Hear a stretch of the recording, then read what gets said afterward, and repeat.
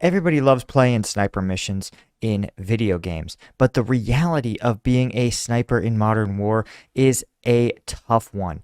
And we've got some leaked footage coming to us from Ukraine depicting a mission by a Foreign Legion sniper.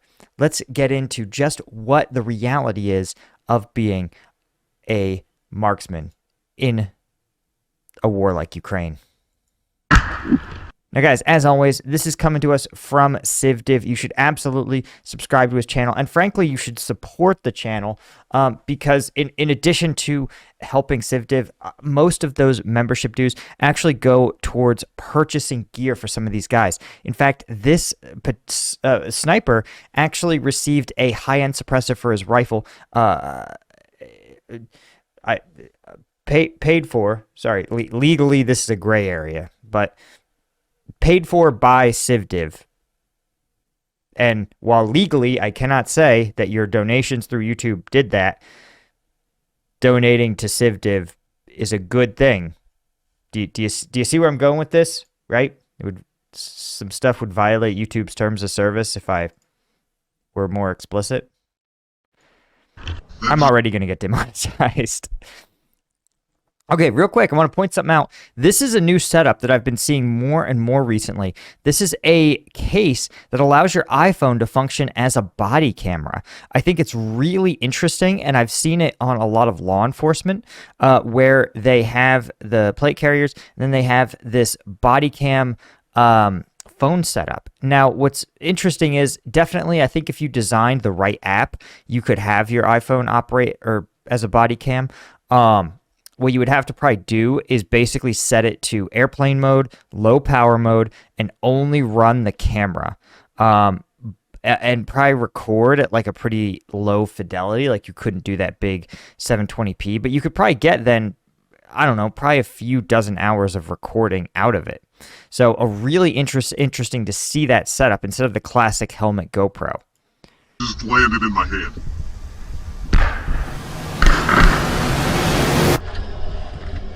All right, so one, I want to point out the upgrades to combat vehicles. This actually looks like maybe a joint tactical vehicle. No, this may be just an up-armored Toyota, right? Because look at this steering wheel. This is not a, well, this looks a lot, a steering wheel with keys is definitely a civilian vehicle layout. But what's fascinating is it looks like they've reinforced the front and side windshield. Looks like there's new paneling all over it. Looks like they've taken like an engine coolant and moved, or exhaust, and moved it from the front to this pipe here. They've installed obviously a fire extinguisher, which is a great call. And honestly, survival tip, right? You should have a fire extinguisher in every vehicle you own. Just an FYI. Like they're like $12 at Walmart. So I'm really fascinated by whatever this truck is. It looks like it's been refit as a small unit transport vehicle, like sort of fulfilling the role maybe of a Jeep.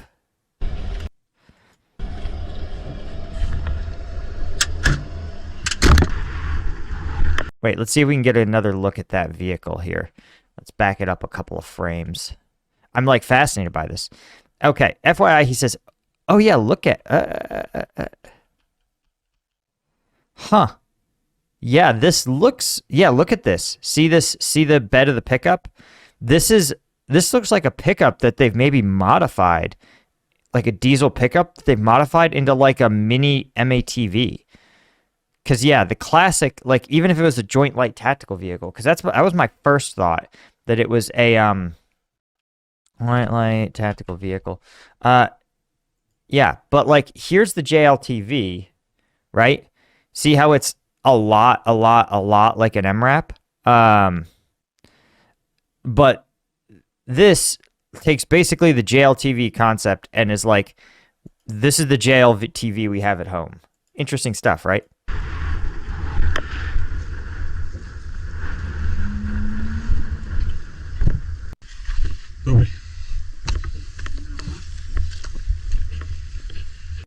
Okay, so I want to point... Oh, shoot. I'm sorry, guys. Here, I'll let you see the footage.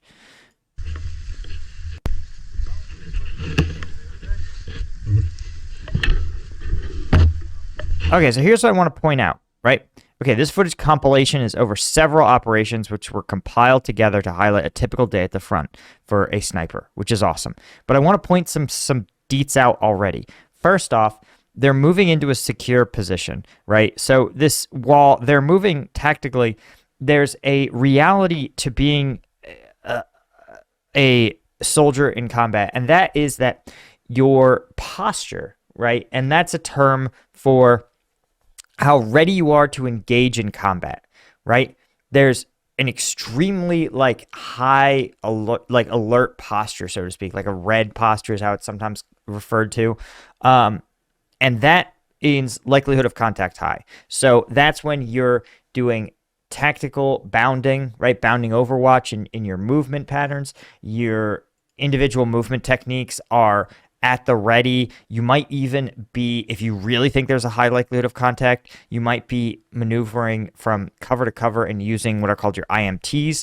So you're moving, with like a low crawl or a high crawl across the battlefield.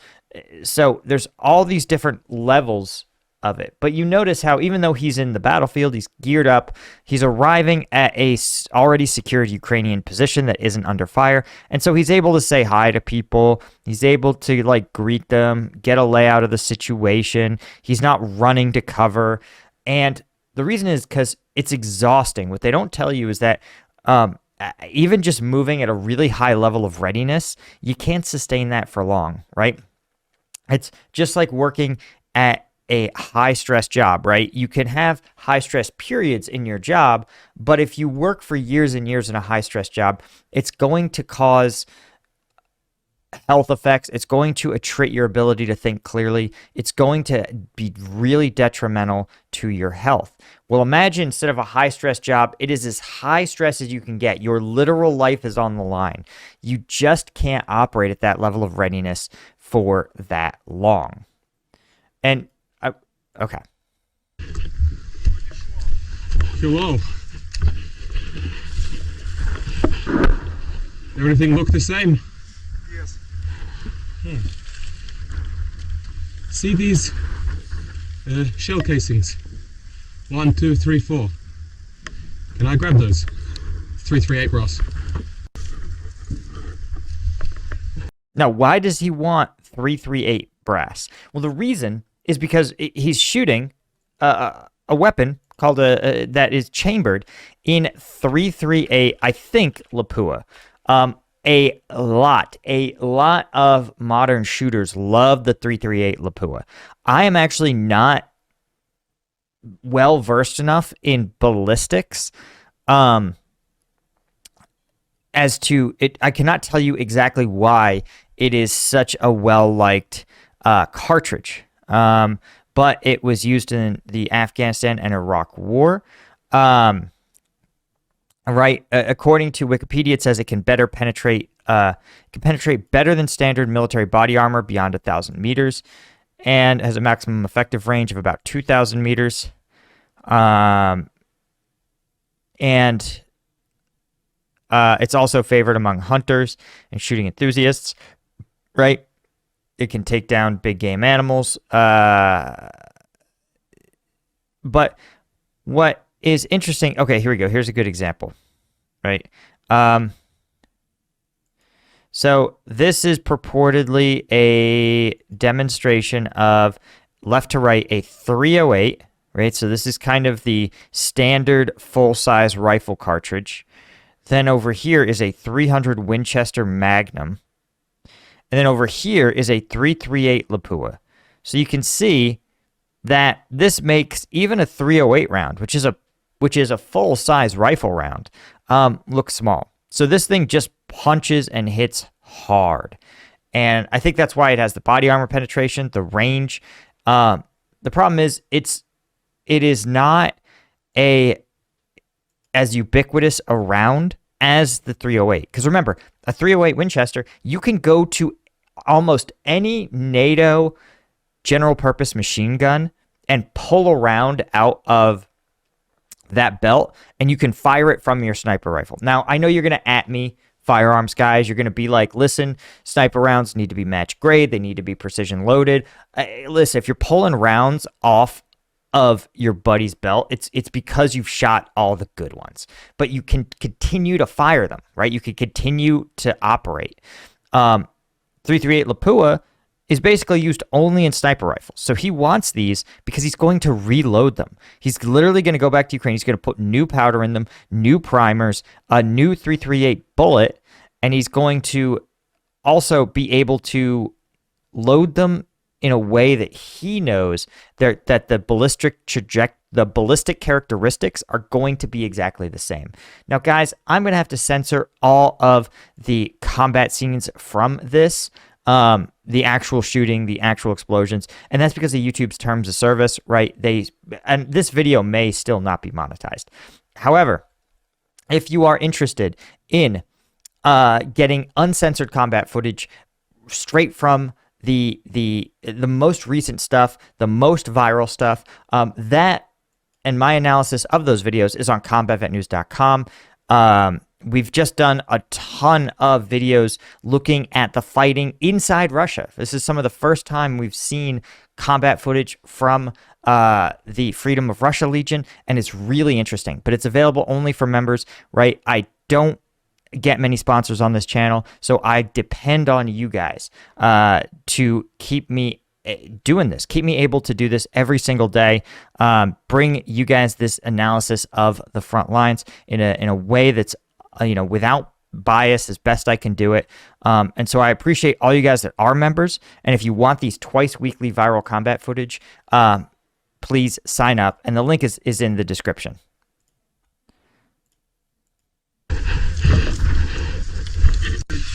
What time did you say the attack is going to happen? No No time. particular information about, Okay. as usually. Because, okay. What we need to do then before attack happen, do they still have a 12.7 machine gun? Here, Yes, here. у вас є тут автомат М2 чи утес? Утес є. Я, утес. Okay. Because that needs to be set up in a position that it can be moved very quickly onto the berm for fire.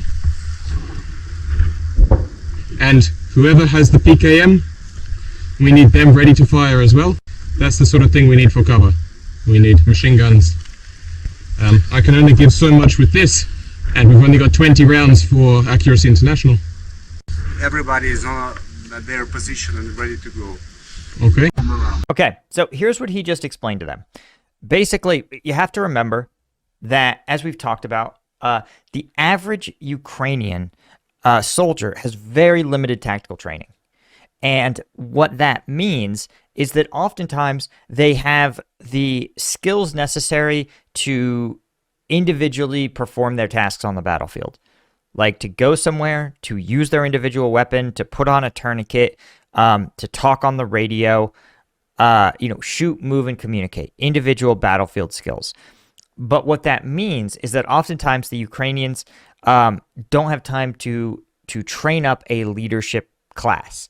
And it's been one of the follow-on effects, one of the side effects, so to speak, of the fighting, particularly in Bakhmut, right? Because remember, a lot of Ukrainian senior leaders had been pulled off the line at this point to train up for the counteroffensive, which meant that the folks defending Bakhmut were some of the most combat experienced brigades, but they might not have had their full usual leadership complement. As a result, you have stuff like this, right? So what he's describing, he says, listen, I know that there is an attack that's going to come soon, right? And that attack will rely on this position as the base of fire, or the support by fire position. And that means that this unit here is going to have to be ready to use a high volume of fire to get the Russians' heads down, to allow the other Ukrainian element to flank and attack the actual Russian position. And he says, he's like, right now, what he's telling them is, you guys have these machine guns. He says, right now, like you don't know, the Ukrainians, they don't know exactly when the attack will happen. And he goes, okay, well, if you don't know when the attack's going to happen, you have to be ready at any time. In the U.S. military, we call it an on-order order, right? What time will it happen? On order, when you're ordered to do so, right? And usually what that means is someone at higher command is waiting for specific conditions to be met on the battlefield.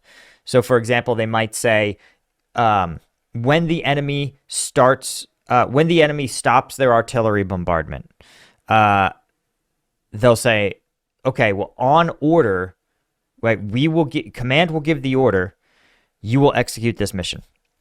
So right now the Ukrainians are on an on-order mission that says you're going to be on order, become the support by fire position and suppress this Russian entrenched position across the field.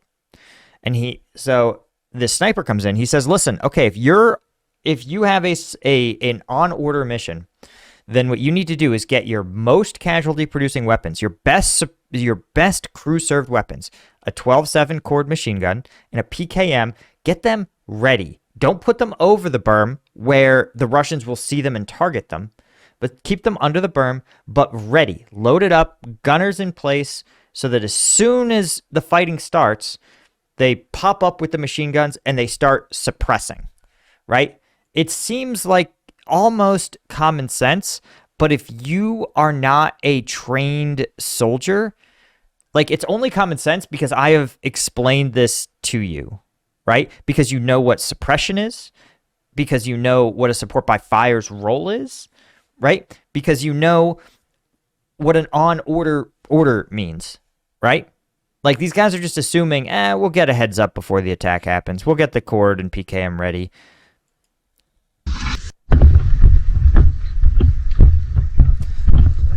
Okay, so now it looks like he's cut to a different position in the same area. Possibly, it looks like a more thorough entrenched position.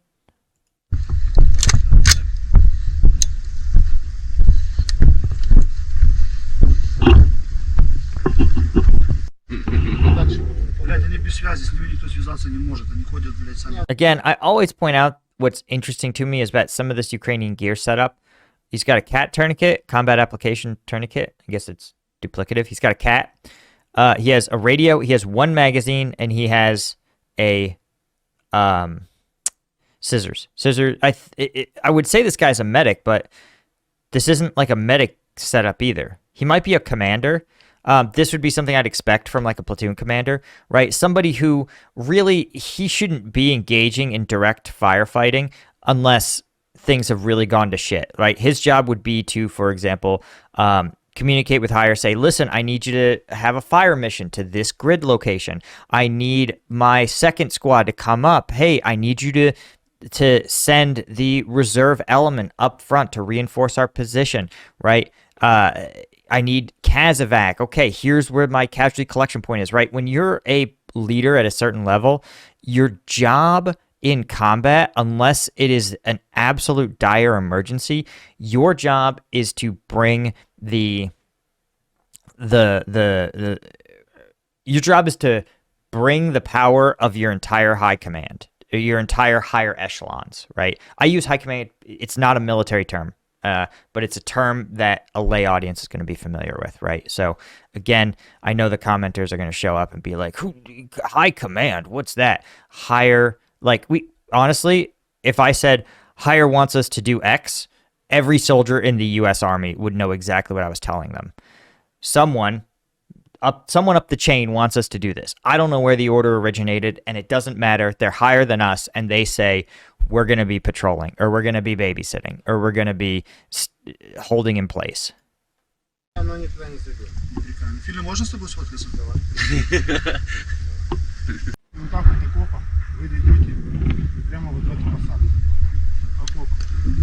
I'll say this. When I was a commander, I just want to point this out here, or a platoon leader. Again, I use the word commander, but in the Army, the doctrinal term is platoon leader. I would have a lot more gear than that dude had. I had a standard combat loadout of magazines. I had my pistol. I had rounds. I had a notebook. I had multiple pens. I had a like laser on my PEC 15 or a laser PEC 15, like an aiming laser, so I could mark targets. I always had my radio. I obviously had like an IFAC, a medical kit. Is that it? I had a seatbelt cutter, right? The same thing that his scissors are functioning as. But I would usually have a map. There were some times like after like 6 months of deployment in the same AO where I like knew the AO like so well that I didn't really need a map. Like anywhere I could go, I could look around and be like, oh, I'm in such and such, right? It's like your neighborhood, right? Like you don't need a map to navigate your neighborhood. You don't need to pull up Google Maps. But again, I always have water on my person. Okay, so I guess he's not that under equipped. I'm just like one mag, and a radio. I'm like, damn, okay.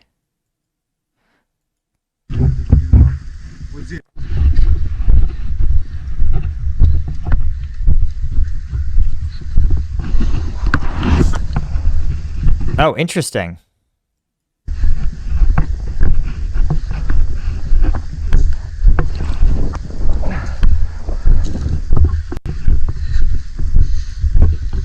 Again, guys, I point this out because it's just like people are like, oh, you got to move at a fucking low ready or whatever. I'm like, listen, you're going to exhaust yourself if you try to move tactically the whole time, you know?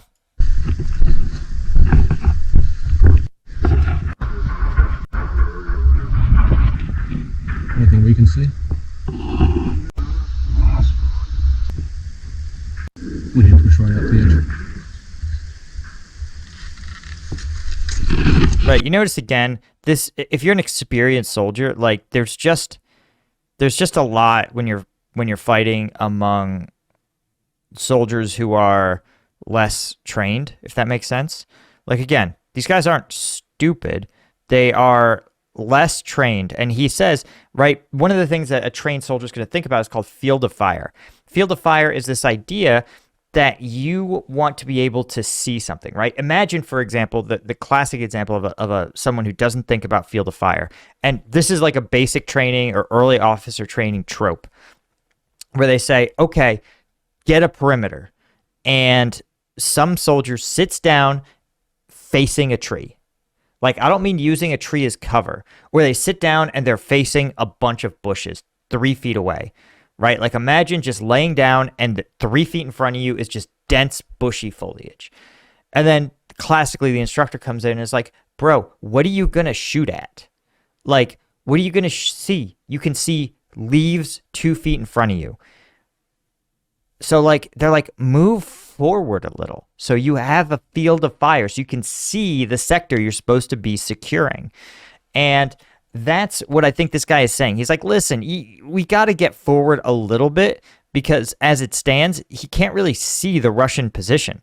You don't know if anyone's advancing on you. Like, this is awesome if you take artillery fire, right? It's perfect. It's under tree cover.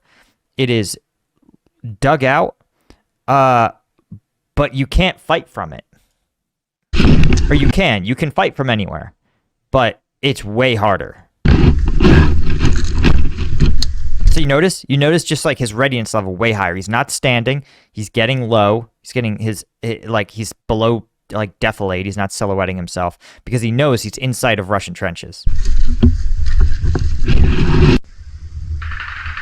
Right, you see kind of what's up? You see how here a little bit of 6 inches of elevation, he could see the Russian position. No.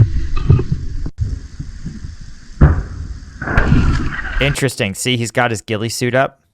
Really interesting stuff.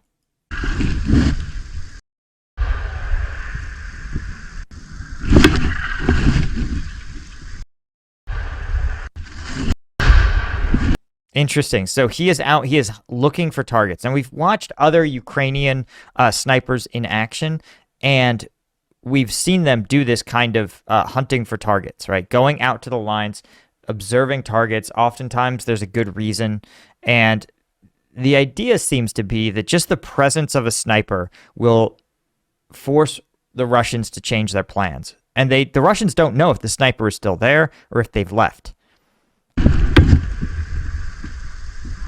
How close was that one? You think this artillery is too close? Sure?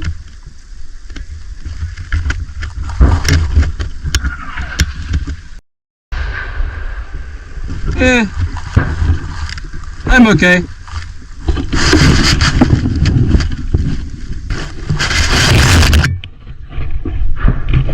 Yeah, look at that ghillie suit. Really interesting stuff. You notice how it looks like this like tangle of dried foliage, right? Let's take a look real quick. Okay, there's the ghillie suit, right? You see it there? And look at this. Look at this tangle of foliage here. They're very similar in color and texture, and they're right next to each other, right? This dude's right on top of these. So just a really interesting illustration of just like, again, a good sniper just has such a great sense of details. Okay. Just giving my body a rest.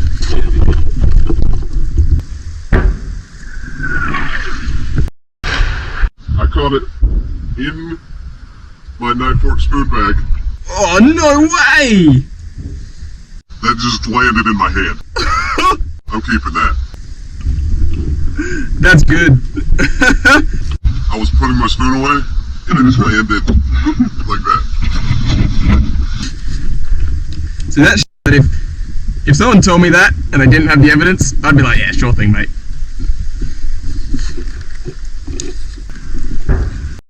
Yeah. So, I mean, that's fine for this video. But also, like, yo, you just have to think, in a war, so much happens, right? War is just like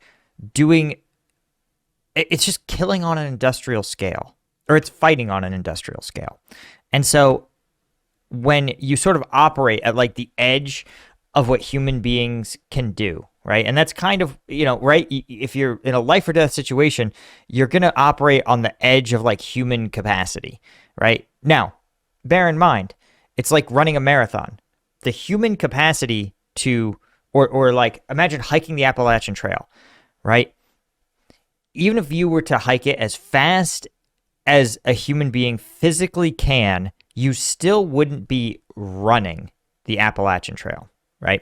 So it's not like you go as hard all the time, but you find a hard but sustainable pace to do things, right? So when you're going that hard at scale, when hundreds of thousands of people are running that hard, right? Like again, imagine hiking the Appalachian Trail for time.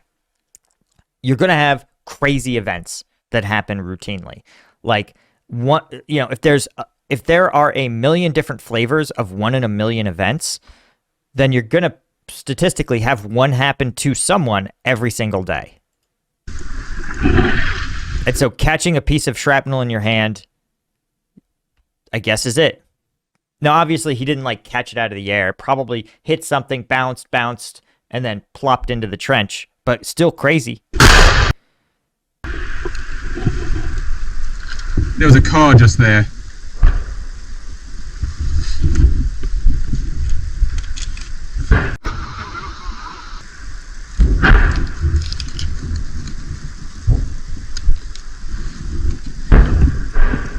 What they need is a block post.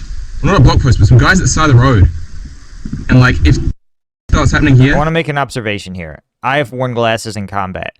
And if you are on my other channel, we actually took a look at recently on my video about Reddit calling me cringe, which I farmed for content because I'm a creator. Of course I will. I looked at actually some old footage that a reporter took of my soldiers in combat, right? He recorded a bunch of footage of us doing like combat operations.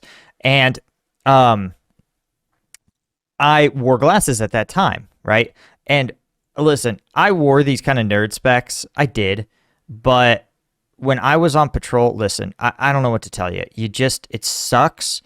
You have to wear you just need glasses with a backstrap, right? Like I'm just you just do, man. And I didn't have that strong a prescription, but let's see if I can find it. The one person who gets it right, right?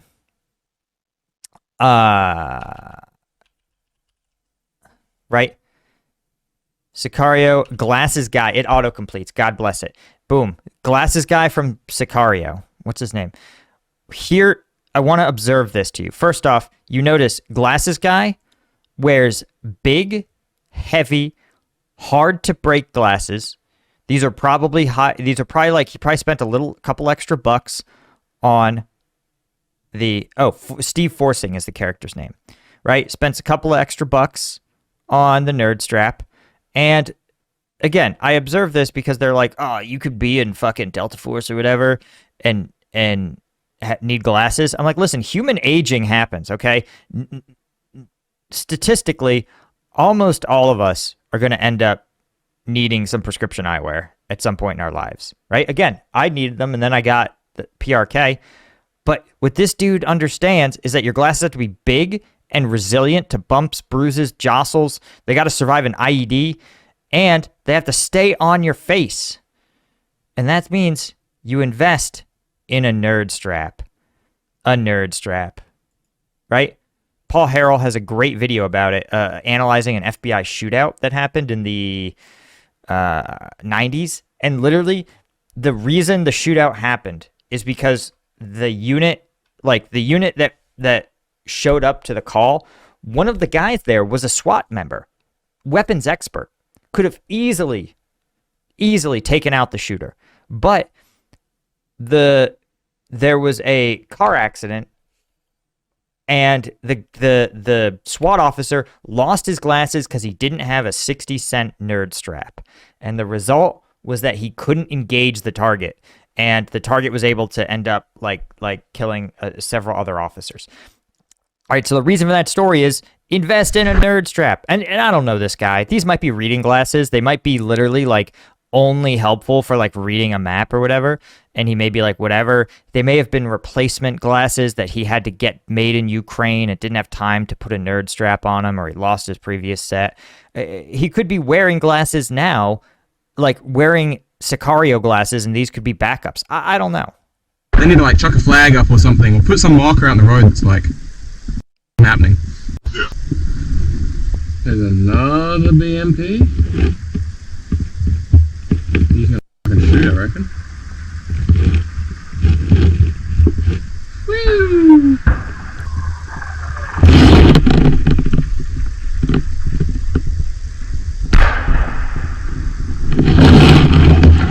One of the things I think is really nifty about some of these modern trenches is that they realize that they only need to dig them waist height because the pile of dirt created by digging them waist height gets you the rest of the way. Just a fun tip.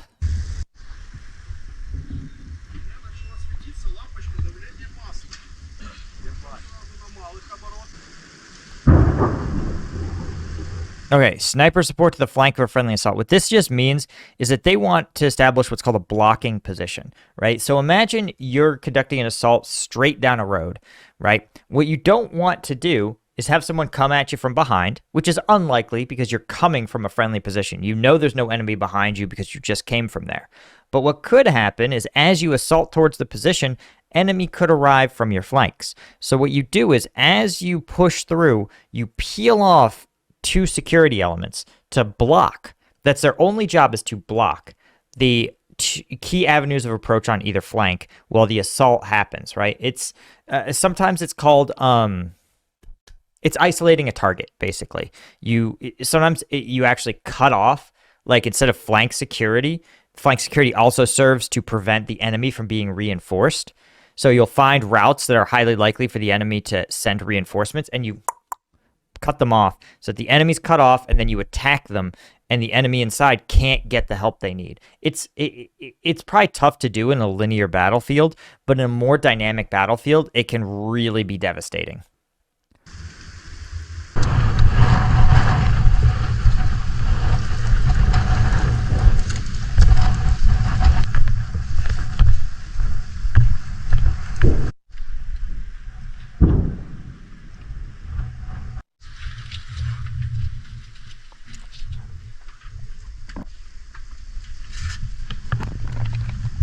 That's crazy. Okay, wait. We got to buy. Damn. I'm surprised he can put some of his footage in here, man. I get demonetized all the time.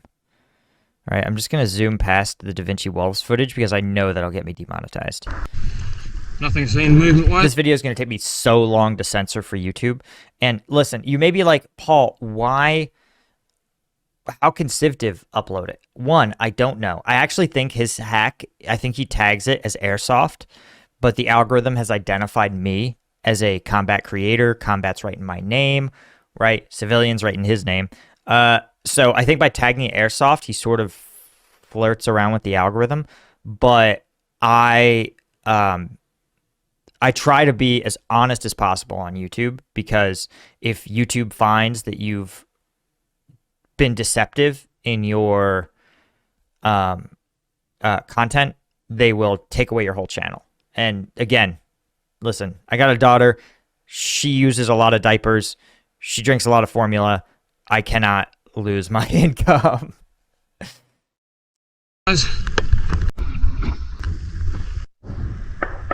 There's guys on the back of the train.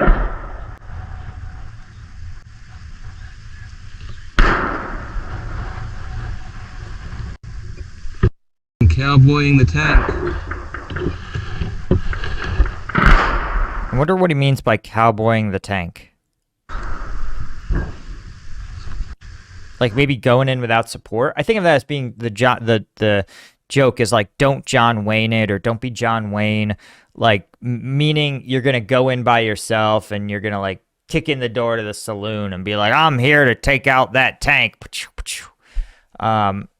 Right? Like, don't do that in combat, because again, if your goal is to be the least effective unit possible, right? If your goal is to fight a war in the least effective way possible, what you would do is trickle in one soldier at a time to an entrenched enemy position, right? That way, even if the enemy just has like a dozen soldiers and you have 200, the enemy will still win because you're sending your soldiers one at a time, right? So if that's the worst possible way to fight, then presumably the best possible way to fight is to throw as much combat power at that concentrated point as makes rational sense, right? Like at some point, you know, if you had 1,000 tanks trying to cross like this field, right, it would be, the tanks wouldn't be able to get out of each other's way. Tanks wouldn't be able to shoot. But you want to approach that perfect ideal of like maximum firepower concentrated in a way that allows them to actually be firepower in that small area, you know? Again, think of it like a spear. The perfect spear is like a hard, razor-sharp, tiny point that's going to penetrate even hard armor.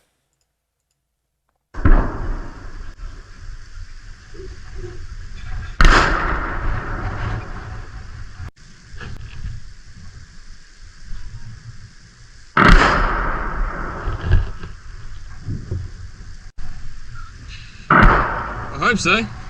Significantly louder than the others. Notice he's working as a shooter and an observer. Or shooter and spotter. Observers are different. Observers call in artillery. And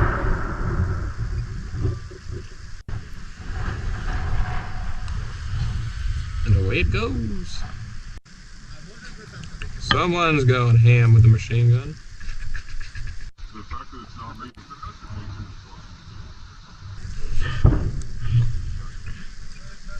Soon.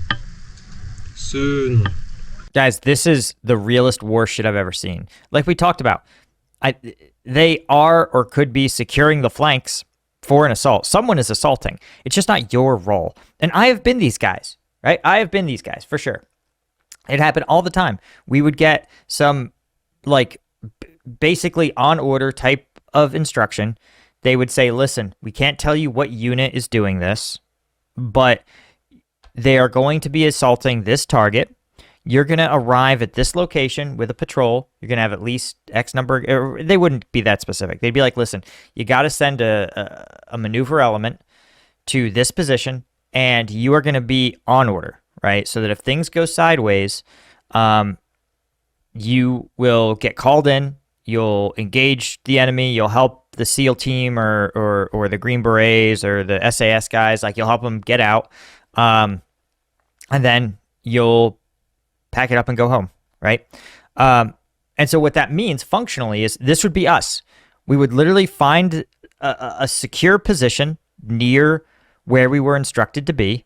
We'd make sure we had a clear like route to the target, and then we would chill and we would watch the helicopters come in. We'd watch the shooting start, pew pew pew pew pew pew pew.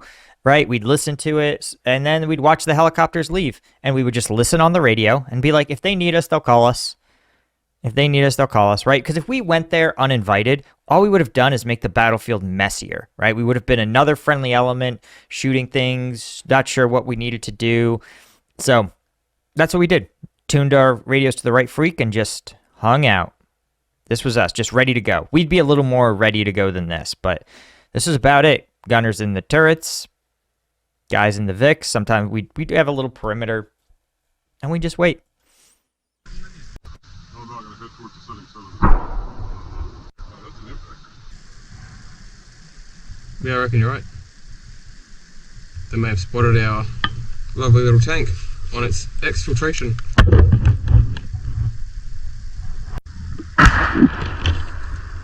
Close. No! Parachute flare! Russians launched one. Flare! Kachoof! It could be a signal.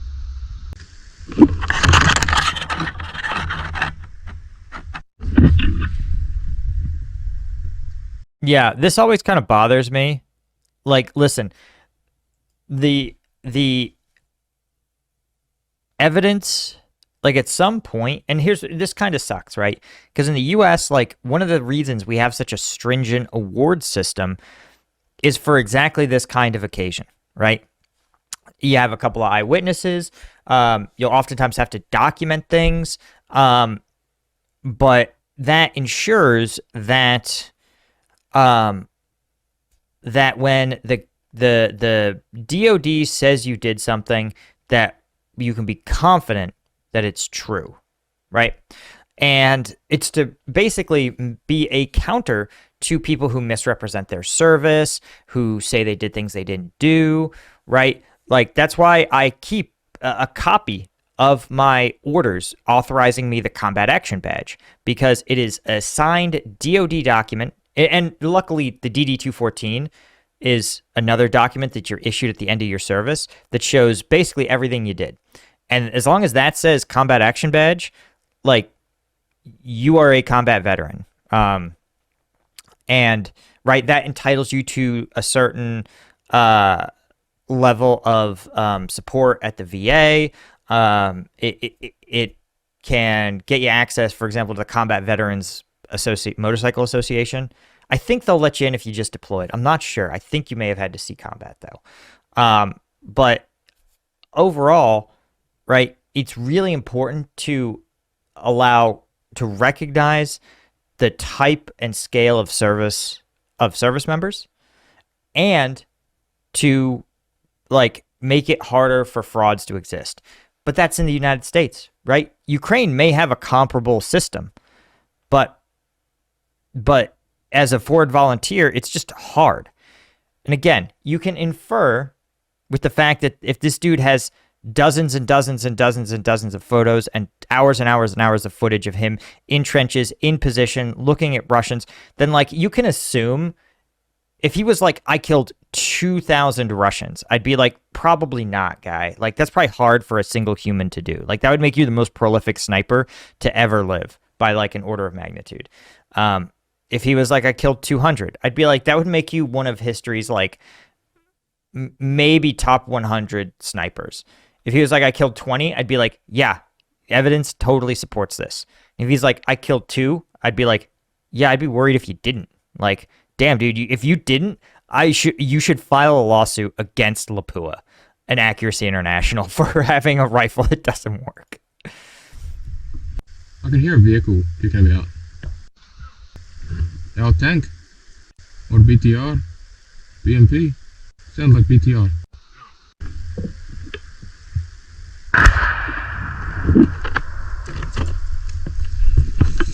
The red house did take a direct hit. There's a huge hole in the roof now.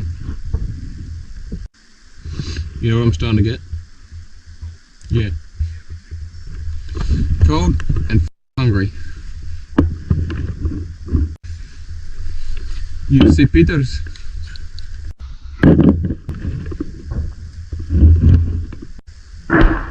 Yeah, bored, cold, and hungry. Yeah, that sounds like the combat experience. Thankfully, I fought in a desert, so it did sometimes get cold, but it only got cold in the mountains and like at night, and we would just run the vehicles. Like, being mounted is the term for a military unit that has vehicles. Oh my God, it's so fucking worth it when the enemy is the Taliban, right? When your vehicles aren't huge targets. Obviously, it's a little bit of trade-off. I think I'd rather be light infantry than be in a BMP confined to the roads and a target for drones and shit. But then you got to be cold, right?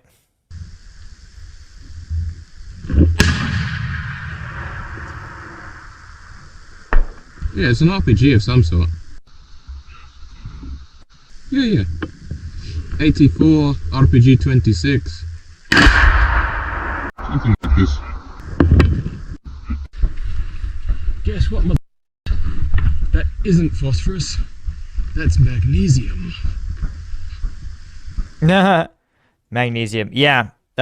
Magnesium burns very it's like phosphorus. I think it burns slower, but I think it's used for illume, but I'm not certain. Anyway, guys, you should definitely check this dude out. Civdiv is the real deal. The dude has done more wars than a lot of soldiers, right? He served in the Marine Corps, but he never deployed. Then he served with the YPG in Iraq, and then volunteered with the Ukrainian Armed Forces, right? So very few people can claim to have served in 3 militaries, but he's one of them.